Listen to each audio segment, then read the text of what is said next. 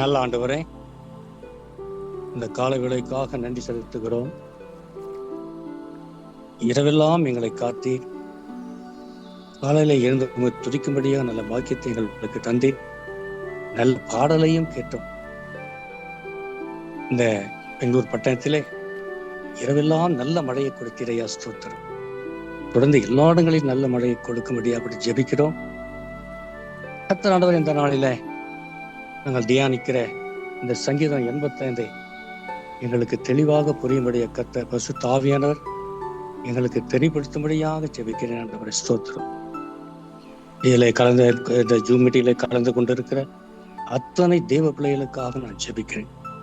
அவர்களையும் அவர் குடும்பங்களையும் தேவன் ஆசீர்வதிப்பீராக.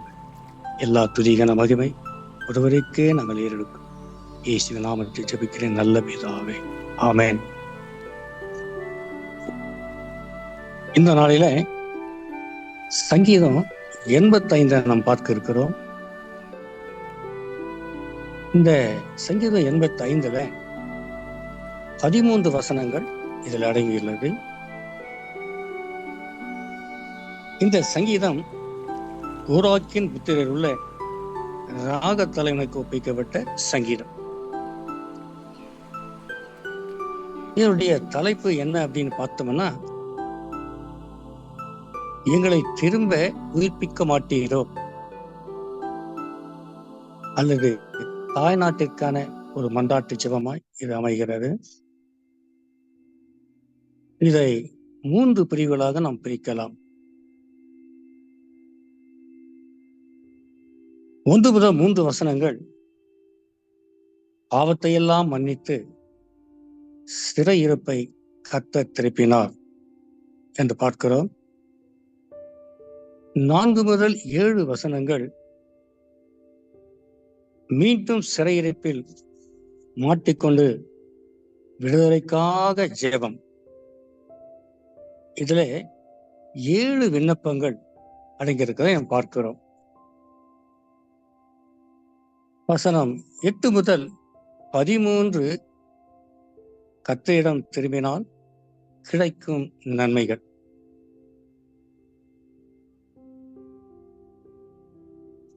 ஒன்று முதல் 6 வசனம் ஜெபமாகவும், வசனம் 7 முதல் 13 வசனம் பிரசங்கமாகவும் இது அமைகிறது என்பதை நாம் பார்க்க முடியும். எல்லா சங்கீதங்களும் தொடர்ச்சியாக எதிர்கால சரித்திரத்தையே கூறுவதாக இருக்கிறது. இந்த சங்கீதமும் எதிர்காலத்தை நோக்கி பார்க்கிறதா இருக்கிறது. இதுல 85 1ஆம் வசனம் நான் வாசிக்கிறேன்.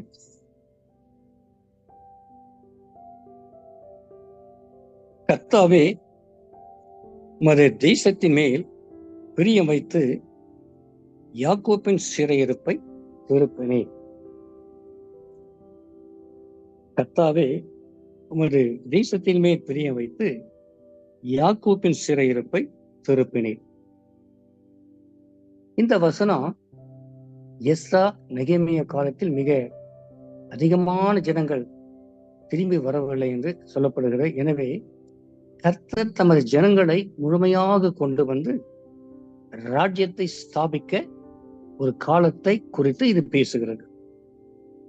கர்த்தர் தமது ஜனங்களை முழுமையாக கொண்டு வரணும், ராஜ்யத்தை ஸ்தாபிக்கணும் அப்படின்னு அதை குறித்துதான் இந்த 1ஆம் வசனம் பேசப்படுகிறது.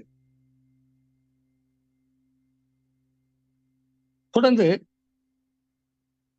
சங்கீதம் 85 2ஆம் வசனத்தை நான் பார்ப்போமானால், உமது ஜனத்தின் அக்கிரமத்தை மன்னித்து அவர்கள் பாவத்தையெல்லாம் மூடினீர், சேலா என்று சொல்லப்பட்டது. இந்த வசனம் எதிர்காலத்திற்கான, அதாவது எதிர்காலத்தை குறித்து இது பேசப்படுகிறது. அக்காலத்திலே மனிதர்கள் இருதயம் தேவனை விட்டு தூரமாக இருந்தபடியினாலே மல்கியா அவர்களை கடிந்து கொள்கிறதை இந்த இடத்துல பார்க்கிறோம். அந்த ஜனங்கள், அதாவது அவர்கள் தேவாலயத்துக்கு வந்தார்கள், பலிகளை கொண்டு வந்தார்கள். ஆனால் அவர்களுடைய இருதயமோ தேவனை விட்டு தூரமாய் இருந்தது என்பதை நாம் பார்க்கிறோம். இந்த சங்கீதம் ஒரு மிக வித்தியாசமான ஒரு காட்சியை நமக்கு இதை தருகிறதை நாம் பார்க்கிறோம். இன்றைக்கு நம்முடைய திருச்சபைகளும் இப்படிதான். ஜனம் நிறைய வருவாங்க, தேவாலயத்துக்கு வரணும் ஒரு ஆசை, காணிக்கைகளை கொண்டு வராங்க. ஆனா சில பேருடைய இருதயம் ஆலயத்துல இருக்கிறது இல்லை. அவங்க என்ன இயக்கமெல்லாம் அவுட்ல இருக்கும், வெளியே இருக்கும். ஆனா சில பேருடைய இருதயம் வேத வசனத்தை கேட்கிற ஒரு இருதயமாக இருக்கு. எங்க சபையில் அடிக்க சொல்லுவேன், காதுள்ளவன் கேட்க கடல். அப்போ தேவாலயத்துக்கு வருகிறதை பார்க்கிறோம், பலிகளை கொண்டு வருவதை பார்க்கிறோம். ஆனா அவருடைய இருதயமும் தேவனை விட்டு தூரமாய் போய் விடுகிறதை இந்த வசனத்தில் நாம் பார்க்கிறோம். இந்த ஒரு அருமையான வசனம்.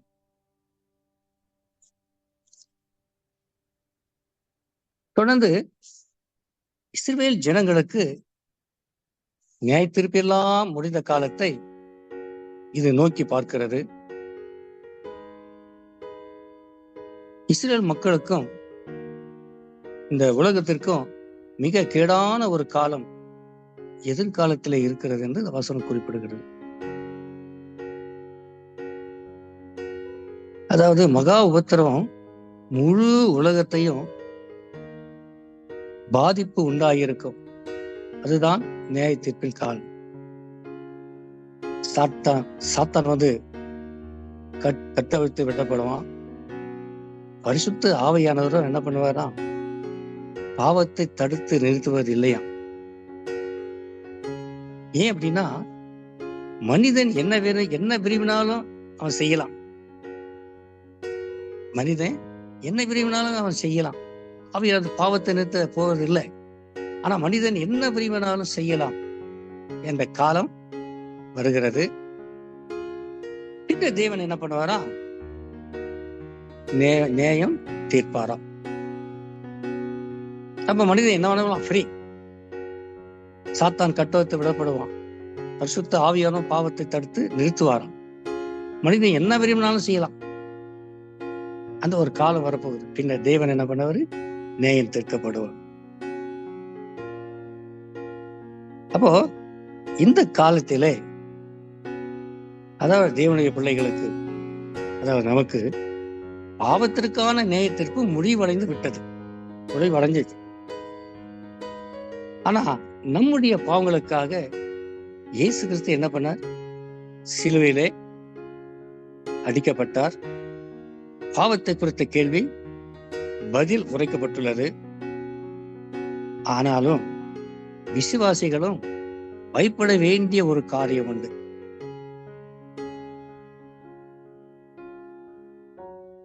விசுவாச வாழ்க்கையில நாம் செய்த காரியங்களுக்கு தேவனுக்கு கணக்கு கொடுக்கும் ஒரு நேரம் உண்டு. நம்முடைய வாழ்க்கையில நாம் செய்த காரியங்களுக்கு தேவனுக்கு கணக்கு கொடுக்கணும். நம்முடைய கிரியைகள் என்ன பண்ணுதோம் அப்படின்னா, அக்னியினாலே சோதிக்கப்பட போகிறதாம். நம்முடைய கிரியைகள் அக்னியினாலே சோதிக்கப்பட போகிறதாம். கவனியுங்கள், 1 கொரிந்தியர் 3ஆம் அதிகாரம் 13-15 வசனத்தை நான் வாசிக்கிறேன். 1 கொரிந்தியர் 3ஆம் அதிகாரம் 13 முதல் 15 வசனம். அவனவனுடைய வேலைப்பாடு வெளியாகும், நாளானது அதை விளங்க பண்ணும். ஏனெனில் அது அக்னியினாலே வெளிப்படுத்தப்படும். அவனவனுடைய வேலைப்பாடு எத்தன்மை உள்ளது என்று அக்னியானது என்ன பண்ணுவான், பரிசோதிக்கும். அதன் மேல் ஒருவன் கட்டினதை நிலைத்தால் அவன் கூலியை பெறுவான்.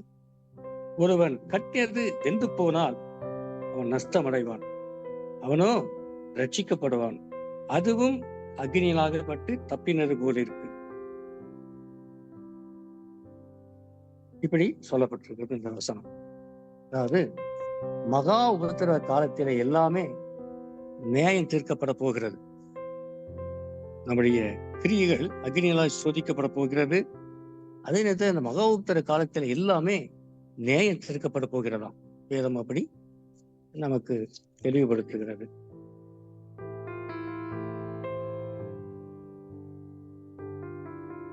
சங்கீதம் 85 வசனம் 4 முதல் 5 வசனத்தை நாம் வாசிப்போமானால் அங்கு சில சம்பவங்கள் உண்டு.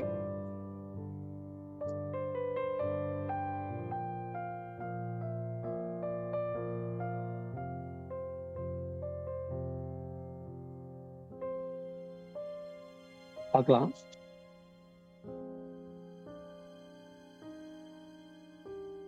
எங்கள் ரட்சிப்பின் தேவனே, நீர் எங்களை திருப்பிக் கொண்டு வாரும், எங்கள் மேலும் ஒரு கோபத்தை ஆறப்பண்ணும்.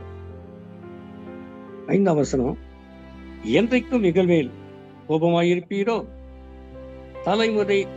தலைமுறையாக ஒரு கோபத்தை நீட்டிக்க பண்ணுவீரோ என்று இந்த 4-5 வசனங்கள் நமக்கு தெளிவுபடுத்துகிறது. அதாவது பாடுபடும் இஸ்ரவேல் ஜனங்களுடைய வாழ்க்கையில அது முடிவடையும் ஒரு நேரம் ஒன்று வருகிறதாம். இதற்கு முன்பாக நாம் பார்த்த சங்கீதத்துல, இதுக்கு முன்னாடி சங்கீதம், அதாவது சங்கீதம் 85 தண்ணீரையே உணவாகவும் பானமாகவும் உட்கொண்டார்கள் என்று நாம் பார்த்தோம். சங்கீதம் போட்டிருக்கோம் 85. நான் படிக்கிறேன். கண்டிதாகிய அப்பத்தை அவர்களுக்கு போஜனமாகவும் மிகுதியான கண்ணீரையே அவர்களுக்கு பானமாகவும் கொடுத்தேன். தண்ணீரையே உணவாகவும் பானமாகவும் உட்கொண்டார்கள் என்று நாம் பார்த்தோம். அந்த நிலை பூரணமாக மாறும். அந்த ஒரு நாள் வரப்போகிறதாம். தேவன் அவர்கள் கண்ணீர்கள் யாவையும் துடைப்பாராம். அருமையானவர்களே, கர்த்தர் நம்மேல் நீடித்த காலமாய் கோபமாய் இருக்க போவதில்லை. அவருடைய கோபம் ஒரே ஒரு நிமிஷம், ஒரு நொடி. இன்னைக்கு மனுஷர்களை பார்த்தீங்கன்னா ஒருவருக்கு ஒருவர் பொறாமை, பொச்சரிப்பு, நீயா நானா பெருமை கொள்கிறார்கள். கோபம். அந்த கோபம் செய்தாலும் பாவம் செய்யாதீர்கள் அப்படின்னு வேதவசனம் சொல்லுகிறது. ஆனா தேவனுடைய கோபம் ஒரே ஒரு நிமிடம். நம்ம உலகத்துல மாம்சமான மனுஷர்களை பார்த்தோம்னா இந்த கோபமானது இவர்களை தூண்டி ஒருவருக்கு ஒரு பகையை உண்டாக்குகிறார். ஆனா தேவன் நமக்கு பாடம் கற்றுக் கொடுக்கிறார். அவருடைய கோபம் நீடித்த காலமாய் இருக்க போவதில்லை. அப்ப நம்ம இதை பார்ப்போம். நம்முடைய ஆண்டவராய் இயேசு, நம்முடைய தகப்பனே, நம்ம என்னதான் தவறு செய்தாலும் அவரை மன்னிக்கிற தேவனாய் இருக்கிறார். அப்ப மன்னிக்கிற தேவனாய் இருக்கிறான்னு சொல்லி நாம் தவறு செய்து கொண்டே இருக்கலாமா? இருக்கக்கூடாது. தேவன் பாவத்தை பார்க்கிற சுத்த கண்ணனாய் இருக்கிறார். பாவத்தை வெறுக்கிறார், பாவியை நேசிக்கிற தேவன். அதனால நாம் எப்படி இந்த காலங்களிலே ஒரு தேவனை போல நாம் என்ன பண்ணோம்? இந்த கோபமாய் இல்லாதபடி நம்ம கோபத்தை நாம் தேவனை கேட்டு, ஆண்டவரே நான் கோபப்பட செய்வெல்லாம் முன் கோபம், எதுக்கு எடுத்தாலும் கோபம். ஆனா ஆண்டவர் நமக்கு முன்னோடியாக இருக்கிறார். கர்த்தருக்கு ஸ்தோத்திரம். அடுத்தபடியாக சங்கீதம் 85:6 வசனம். இந்த வசனம் என்ன சொல்லுகிறது அப்படின்னு பார்த்தா, உமது ஜனங்கள் உண்மையில் மகிழ்ந்திருக்கும்படி நீர் எங்களை திரும்ப உயிர்ப்பிக்க மாட்டீரோ. இதுதான் இதனுடைய தலைப்பு. எங்களை திரும்ப உயிர்ப்பிக்க மாட்டீரோ அப்படின்னு சொல்லப்படுகிறதை நாம் பார்க்கிறோம். இந்த 6ஆம் வசனம்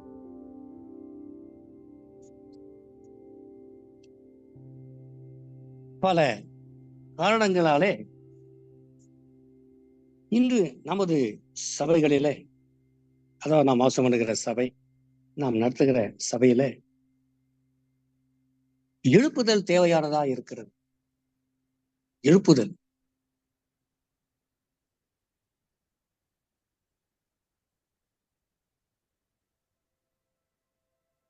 ஒரு காரணம், இந்த திருச்சபையில் இருக்கும் விசுவாசிகள் நீங்க பாத்தீங்கன்னா பலருடைய வாழ்க்கையில உண்மையான மகிழ்ச்சி இல்லை.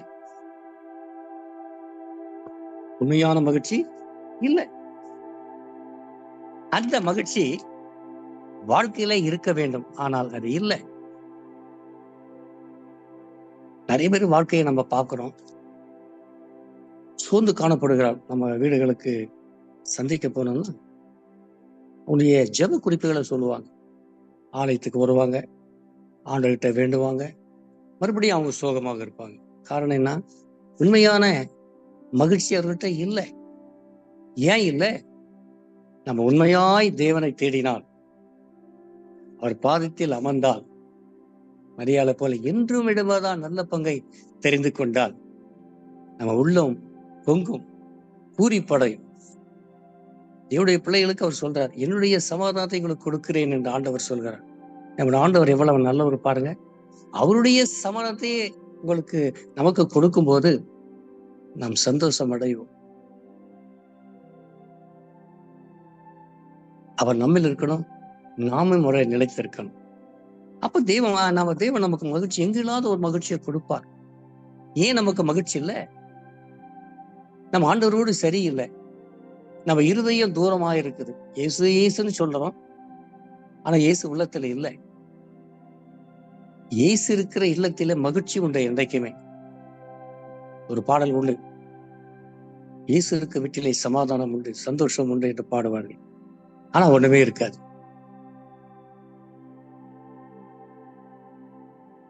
அருமையாக சில வீடுகளை சந்திக்க போகும்போது சில இப்படிதான் சொல்லுவாங்க. அப்ப நாம என்ன பண்ண போதுகிறோம்? வேதவஸ்தை சொல்லணும், நீங்க ஆண்டவரை நம்பணும், நீங்க ஜெபம் பண்ணீங்கன்னா பைபிளை வாசிங்க, காலையில் எழுந்தோடனே வேதம் வாசிக்கணும், ஜெபிக்கணும். அப்ப பாருங்க, எங்க இல்லாத மகிழ்ச்சி உங்களுக்கு வரும். நம்ம தேவனோடு இடைவெளில நம்மளுக்கு எங்க மகிழ்ச்சி வரும்? எவ்வளோ நேரத்தை உலகத்தான கொடுத்துட்றாங்க, ஆனா ஆண்டவருக்கு கொஞ்சம் நேரத்தை கொடுக்கறது இல்லை. அப்ப உலகம் கொடுக்குற சமாதானம் எவ்வளவு நேரம்? ஆண்டவர் கொடுக்குற சமாதானம் எவ்வளவு நேரம்? நீடித்த காலமா நமக்கு சமாதானம் கிடைக்கும். அப்ப அவருடைய வாழ்க்கையில ஆண்டவரை தேடுகிற ஒரு நேரம் வரணும். அப்பதான் தேவ சமாதானம் கிடைக்கும்.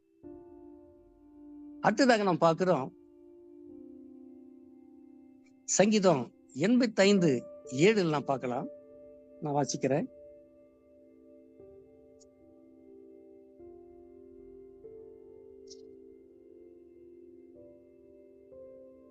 கர்த்தாவே, உமது கிருபை எங்களுக்கு காண்பித்து உமது ரட்சிப்பை எங்களுக்கு அருளச் செய்யும். தேவன் என்ன பண்றார்? தீமையை வெறுக்கிற தேவனா இருக்கிறார். தேவன் தீமையை வெறுக்கிறார், அதை நியாயம் தீர்ப்பார்.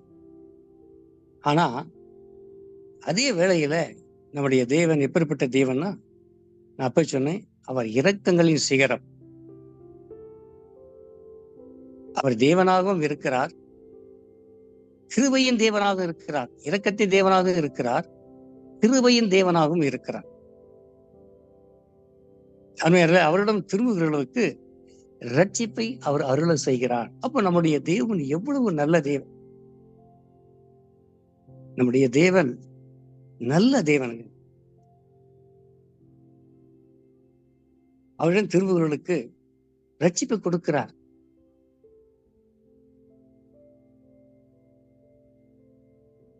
அவரிடம் திரும்பணும், அவர் வார்த்தைகளை கேட்கணும்.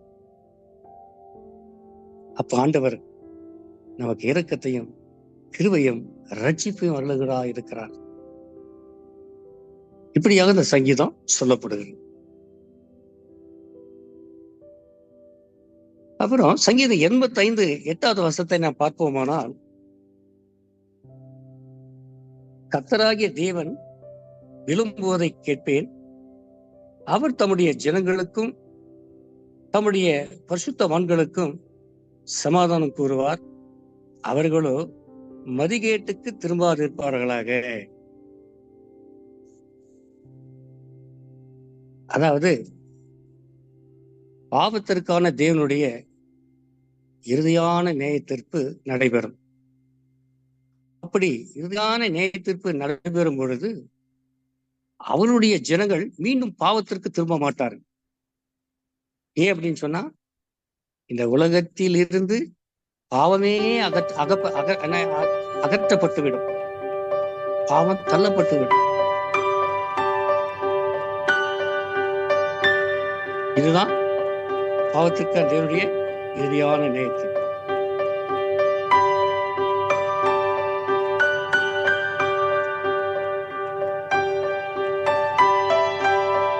வசனம் 9 பார்க்கலாம். நம்முடைய தேசத்தில் மகிமை வாசமாய் இருக்கும்படி அவருடைய ரட்சிப்பு அவருக்கு பயந்தவர்களுக்கு சமயமாய் இருக்கிறது.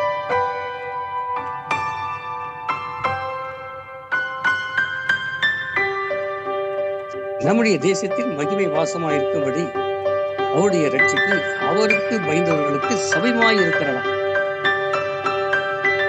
இன்னைக்கு நீங்க பார்த்தீங்கன்னா இஸ்ரவேலிலே மகிமை இல்லை என்று இஸ்ரவேலிலே சற்று திரும்புகிறவர்களும் இதற்கு ஒரு சாட்சியாக இருக்கிறாங்க.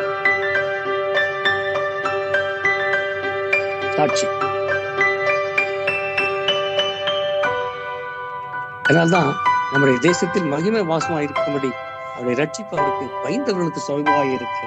ரட்சிப்பு எப்படி வருது? தேவனுக்கு நாம் பயப்படும் போது, தேவனுக்கு நாம் கீழ்ப்படியும் போது ரட்சிப்பு நமக்கு கிடைக்கிறது. அதான் ஒரு பெரிய நம்ம தான் ஒரு சாட்சி.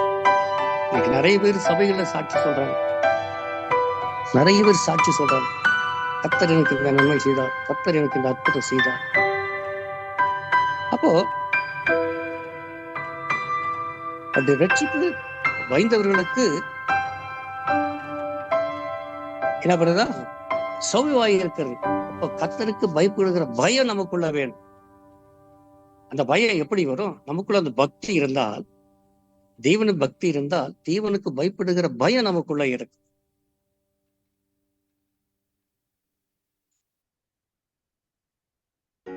அப்போ கர்த்தருக்கு நாம் பயப்படுகிறவர்களாக இருக்க வேண்டும். நாம் செய்கிற எல்லா காரியங்களையும் ஆண்டவர் பார்த்து கொண்டே இருக்கிறார். அவர் கண்கள் உலகமெங்கும் பூமியெங்கும் உலாவிக் கொண்டு இருக்கிறது என்று பார்க்கிறோம். நாம் செய்கிற ஒவ்வொரு காரியம் ஆண்டவருக்கு தெரியும். ஆண்டவரை மறைக்க முடியாது. மனிதனுடைய கண்களை மறைச்சிடலாம், ஆனா ஆண்டவருடைய கண்களை மறைக்க முடியாது. ஏன்னா அவருடைய கண்கள் உலாவிக் கொண்டு இருக்கிற பூமியெங்கும் அப்படின்னு நான் பார்க்கிறோம். அடுத்ததாக சங்கீதம் 85 10வது வசனத்தை வாசிக்கிறேன். கிருபையும் சத்தியமும் ஒன்றை ஒன்று சந்திக்கும், நீதியும் சமாதானமும் ஒன்றை ஒன்று முத்தம் செய்யும். இந்த சங்கீதத்தை நான் தியானிச்சு இன்னைக்கு நான் ஜூம் மீட்டிங்ல பேசலாம்னா, கரெக்டா காலையில 4 மணிக்குள்ள எங்களுடைய சுபாஷ் நகர் பெண்கள் ஐக்கியம் இதைதான் தியானிக்கிறாங்க 8 உடனே. எனக்கு ரொம்ப சந்தோஷம். ஆனா அவங்களுக்கு தெரியாது நான் தான் இந்த மெசேஜ் கொடுக்கணும் தெரியாது. கரெக்டா ஒரு அம்மா படிக்கிறாங்க, இந்த 86 சங்கீதம் நம்ம தியானம் பண்ணலான்னு. அவங்க காலையில 4:30 மணிலேருந்து 6 மணி வரைக்கும் பெண்கள் ஐக்கியமா கூடி ஜெயிப்பாங்க. ரொம்ப சந்தோஷம். கிருபையும் சத்தியமும் ஒன்றை ஒன்று சந்திக்கும், நீதியும் சமாதானமும் ஒன்றை ஒன்று முத்த செய்யும். அதுமாதிரி நீங்க பாருங்க, நம்முடைய காலத்தில கிருபையும் சத்தியமும் ஒன்றை ஒன்று சந்திக்கல, ஒன்றை ஒன்று சந்திக்க முடியல. நீதியின் சமாதானம் ஒன்றை ஒன்று சந்திக்கவில்லை. இது ஒன்றை ஒன்று முத்து செய்யும் என்று சொல்லப்பட்டு இருக்கிறது. ஆனால் அவை ஒன்றோடொன்று பேசும் நிலையில் கூட இது இல்லை. இந்த உலகத்திலே சமாதானம் இல்லாமல் இருப்பதற்கு ஒரு முக்கியமான காரணம், உலகத்திலே நீதி இல்லை. சமாதானம் இல்லாமல் இருக்கிறது என்ன காரணம்? உலகத்தில் நீதி இல்லை. நீதி இந்த பூமியிலே இருக்கும் பொழுது சமாதானம் இருக்க முடியும். இது எத்தனை அற்புதமான வசனம் தெரியுமா? இந்த உலகத்தில் எப்போ சமாதானம் வரும்னா, காரணம் உலகத்திலே நீதி இல்லை. நீதி இந்த பூமியிலே இருக்கும் பொழுதுதான் சமாதானமாக நம்ம இருக்க முடியும். நான் அடிக்கடி சொல்லுவேன், சபை முடிந்த உடனே ஒருவரை ஒருவர் என்ன பண்ணணும், ஒருவர் என்ன பண்ணணும், விஷ் பண்ணணும். ஓடக்கூடாது. புதிதா ஒரு ஆத்துமக்களை நீங்க விஷ் பண்ணணும். நான் அப்படித்தான் சொல்லுவேன். எங்க சபையில அப்படித்தான் பண்ணுவாங்க. சபை முடிஞ்ச உடனே சில பேர் ஓடிடுவாங்க. இனிமேல் ஓடக்கூடாது. ஒருவர் என்ன பண்ணீங்க, ஒருவரை முட்டை செய்யற போல முட்டை செய்வதை கை கொடுப்பாங்க. நல்ல ஒரு காரியம். கடைசியா நம்ம பார்த்தெல்லாம் பசங்க 13க்கு வந்துடலாம். அது 11, 12 இருக்கும். சத்தியம் பூமியிலிருந்து முளைக்கும், நீதி வானத்திலிருந்து தாழ பார்க்கும், கர்த்தர் நன்மையாதை தருவார், நம்முடைய தேசமும் தன் பலனை கொடுக்கும். கடைசியா 13ஆம் வசனத்துக்கு வந்துடலாம். நீதி அவருக்கு முன்னாக சென்று அவருடைய அடிச்சுவடுகளின் வழியிலே நம்மை நிறுத்தும். இதுல இயேசு கிறிஸ்து ஆளுகை செய்யும் போது அவர் நீதியோடும் நியாயத்தோடும் ஆட்சி செய்வார் என்பதை இது விளக்குகிறது. கர்த்தருக்கு ஸ்தோத்திரம். இந்த நாளிலே தேவன் எனக்கு தந்த இந்த வேத வாக்கியங்கள், இந்த சங்கீதம் 85 தேவன் என்னோடு பேசின ஒரு வசனம், கிருபையும் சத்தியமும் ஒன்றையொன்று சந்திக்கும், நீதியும் சமாதானமும் ஒன்றையொன்று முற்றம் செய்யும். அருமையான வசனம். இன்னைக்கு அதான் மெடிடேஷன் எடுத்தேன்.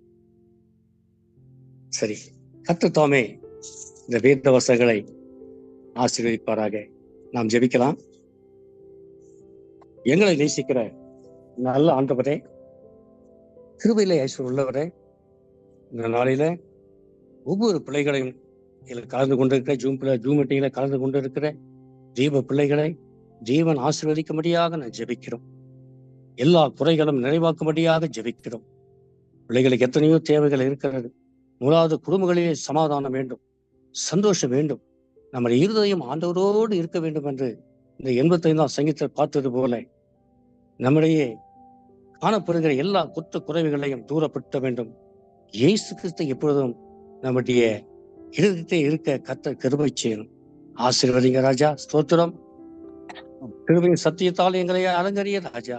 நீதி சமாதானத்தால் ஆண்டவரை எங்களை முத்து செய்ய முடியாது ஜெபிக்கிறோம். கலந்து கொண்டு ஒவ்வொரு பிள்ளைக்கும் தேவ ஆசீர்வதியும்.